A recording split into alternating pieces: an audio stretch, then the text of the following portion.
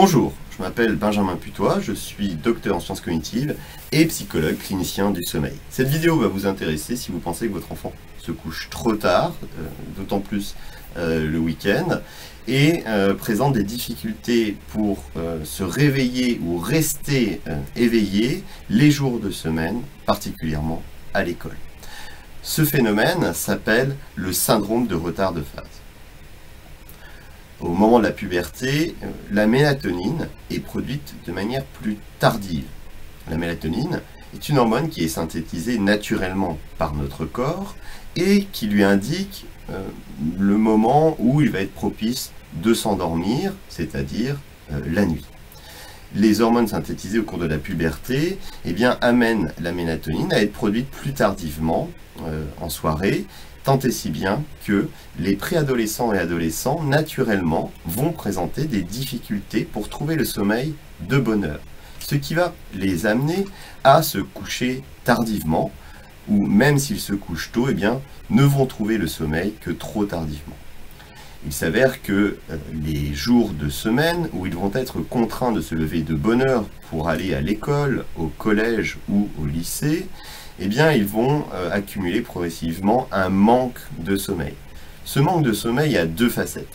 La première est le manque d'énergie et le fait d'être moins motivé, d'être moins éveillé en semaine, et donc avoir moins d'activité, aussi bien mentale, intellectuelle que physique. Le manque de sommeil les amène à avoir des humeurs plus négatives, telles que l'irritabilité ou la dépression.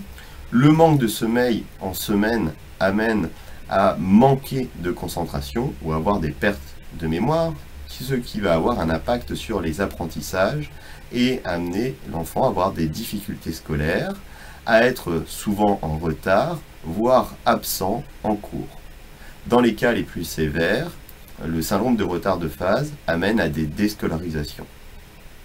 Le manque de sommeil en semaine amène aussi à être plus somnolent, à être plus fatigué. Votre enfant peut piquer du nez en cours par exemple, et cas plus délicat, quand il aura le permis, piquer du nez quand il sera au volant de sa voiture. Cette somnolence amène une lutte chez les préadolescents et adolescents à travers lesquels ils ne sont pas passifs, ils cherchent des solutions pour tenir le coup et rester éveillés en classe. Certains vont boire de manière excessive des boissons énergisantes telles que du soda, des cafés, du thé. D'autres vont se mettre à consommer des excitants tels que du tabac ou d'autres drogues. Enfin, d'autres stratégies amènent les enfants soit à dormir en classe, à mettre en place des siestes, soit, et ce qui est le plus fréquent, des grasses matinées le week-end, qui permettent de récupérer certes un petit peu de fatigue, un petit peu de sommeil manqué de la semaine, mais qui est un faux ami puisque, à faire des grasses matinées le week-end, à consommer des excitants ou des boissons énergisantes, ou à faire des siestes, amène des difficultés d'endormissement de début de nuit. Il est donc dans ce cas-là impossible, en tout cas très difficile, de trouver le sommeil de bonne heure, ce qui va accentuer les couchers tardifs. Ces moments sont vécus de manière très désagréable et pour tuer le temps, majoritairement les préadolescents et adolescents vont s'exposer à des écrans lumineux. Ils vont se servir de leur téléphone, ils vont aller sur les réseaux sociaux, donc se servir de tablettes ou d'ordinateurs, faire des jeux vidéo, regarder la télévision ou des séries. Il s'avère que s'exposer à des écrans lumineux le soir et d'autant plus la nuit amène à une production de mélatonine encore plus tardive, ce qui va accentuer d'autant plus le phénomène de syndrome de retard de phase. Le syndrome de retard de phase est aujourd'hui connu, on le considère comme une pathologie du sommeil, un trouble du sommeil. Si votre enfant présente l'un ou l'autre de ces différents symptômes, il peut s'avérer important de faire un bilan, de pouvoir en parler à un expert sommeil pour pouvoir résoudre ce problème-là. L'Institut psychologique du sommeil en ligne vous offre la possibilité de suivre des étapes afin de déterminer si votre enfant souffre ou non de manière pathologique un syndrome de retard de phase, et si oui, eh bien d'adapter le traitement adéquat. Nous vous invitons à prendre dans un premier temps un rendez-vous téléphonique. Ce rendez-vous téléphonique est gratuit, dure une trentaine de minutes et permet de faire le point et de recueillir les premières informations pour savoir si votre enfant souffre d'un syndrome de retard de phase ou s'il y a une sonnette d'alarme qui doit être tirée. Pour ce faire, vous pouvez vous rendre sur le site de Dormium, aller dans la rubrique Rendez-vous. Vous pouvez sélectionner une catégorie du service, c'est-à-dire le service enfant dépistage gratuit. Le logiciel vous proposera des dates et des heures de rendez-vous. À la date et à l'heure du rendez-vous que vous aurez choisi, eh bien, un psychologue vous appellera, vous téléphonera et fera le point avec vous. S'il s'avère qu'il y a des indications comme quoi votre enfant souffre d'un syndrome de retard de phase pathologique, eh bien, nous vous inviterons à passer à l'étape 2 qui consiste à évaluer le sommeil de votre préadolescent ou adolescent. Cela consiste à remplir des questionnaires de dépistage en ligne d'une part, et d'autre part, de renseigner un agenda du sommeil. Un agenda du sommeil est un outil indispensable afin de pouvoir déterminer précisément le type de syndrome de retard de phase ou de détecter d'autres troubles du sommeil. Vous voyez un agenda du sommeil. En bleu représente les phases de sommeil, en rouge les phases d'exposition à des écrans, en jaune la consommation de stimulants, ici de café, et en violet le début des cours. Sur cet agenda du sommeil, eh bien, nous voyons bien un décalage le samedi et le dimanche.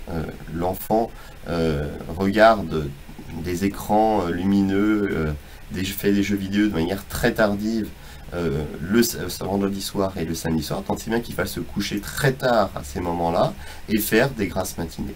Nous voyons aussi que l'enfant met en moyenne 1 heure pour s'endormir. Hein. Les jours de semaine, il s'endort à 23h30, minuit, mais le sommeil n'est jamais rendez-vous avant 1h du matin. En semaine, il est contraint de se réveiller à 6h30, ce qui semble très difficile puisqu'il est somnolent. Il présente aussi des somnolences aux alentours de 13h et qui vont l'amener souvent à s'endormir en cours. Un agenda du sommeil est indispensable pour avoir une vision claire et pouvoir définir des objectifs précis quant au syndrome de retard de phase. Il s'agira alors, au bout de 2 semaines de remplissage de l'agenda du sommeil, de consulter en ligne un expert du sommeil qui pourra, avec vos observations, poser un diagnostic et faire une orientation précise. Cette consultation est un entretien psychologique, une consultation qui se déroule par Internet via webcam interposée. On parle de visioconférence. Au même titre que vous me voyez et vous m'entendez, eh bien, vous pourriez avoir une caméra, un micro et un haut-parleur, et je pourrais aussi vous voir par écran interposé via Internet en temps réel. Il s'agit d'une consultation qui dure entre 45 minutes et 1 heure, et qui aboutit à la rédaction d'un rapport sur le sommeil de votre enfant et qui va conclure ou non à un niveau de sévérité particulier. Si votre enfant souffre d'un syndrome de retard de phase pathologique, eh bien, nous allons vous proposer de suivre un programme qui est recommandé par les études pour soigner ce type de pathologie. Le traitement que nous enseignons à l'Institut de psychologie du sommeil repose sur des méthodes naturelles. Il n'y a pas de médicaments particuliers à prendre. Cela demande de la persévérance, de l'endurance, de la patience. Pour information, ce type de programme a été évalué chez des centaines d'adolescents et s'avère être l'un des traitements les plus efficaces à notre disposition à l'heure actuelle à l'échelle internationale. Ce programme consiste en 8 rencontres qui sont réparties en 2 phases. La première phase, et quand on commence le programme, est d'avoir un changement de rythme intense. On va inviter très rapidement le préadolescent et l'adolescent à se réveiller de bonne heure, 7 jours sur 7. Pour cela, c'est très difficile et un accompagnement hebdomadaire est nécessaire. Le programme comprend des parties de cours individuels où on rencontre le parent et l'enfant en même temps, et les enseignements sont donnés par visioconférence. Il s'agit dans un premier temps de comprendre le sommeil, d'évaluer les motivations au changement, de préparer au changement. La semaine 2, un contrôle de la lumière est mis en place, ainsi qu'une gestion du temps. En semaine 3, on travaille sur les pensées et les ruminations nocturnes pour faire de la lumière dans sa tête. Enfin, semaine 4, eh bien, on met en place un programme d'activité et des choix entre faut-il mieux vivre le matin ou vivre la nuit. En un mois, les rythmes sont restructurés. Il s'agit ensuite de passer à la phase 2, la phase de stabilisation et de consolidation. Les séances sont de plus en plus espacées dans le temps, ce qui permet de consolider les rythmes et de pouvoir les maintenir à long terme, indépendamment de la présence de vacances scolaires. 4 étapes pour sortir de la fatigue, pour sortir de l'insomnie, pour sortir des longues attentes de sommeil le soir, pour sortir des endormissements en classe. Nous vous invitons fortement à aller sur le site dormium.fr où vous allez trouver de multiples informations et de prendre un rendez-vous téléphonique gratuit sans engagement sur rendez-vous.dormium.fr. Au revoir.